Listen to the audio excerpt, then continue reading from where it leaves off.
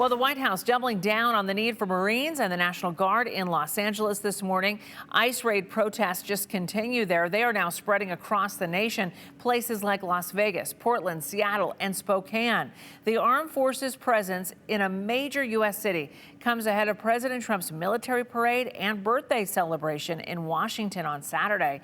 And lawmakers from both parties are questioning the optics of this parade right now and the price tag of it, too. Chris Pallone has the latest. With ICE protests erupting across the country, this one in Seattle, where overnight police arrested several demonstrators, the epicenter remains Los Angeles, where thousands of National Guard troops are keeping watch and 700 Marines are poised to join them.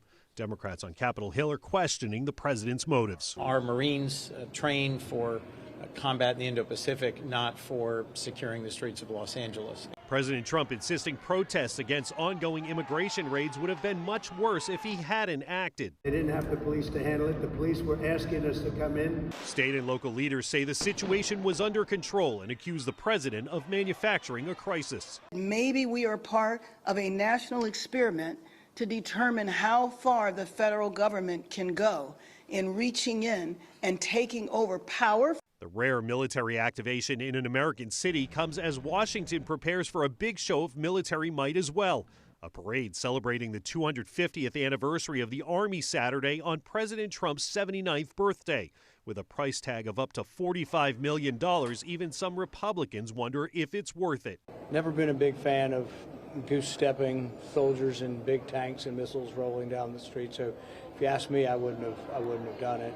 I would save the money, but it's, if the president wants to have a parade, he's the president and I'm not. The parade will feature more than 60 tanks rolling down Constitution Avenue and 6,000 soldiers marching along.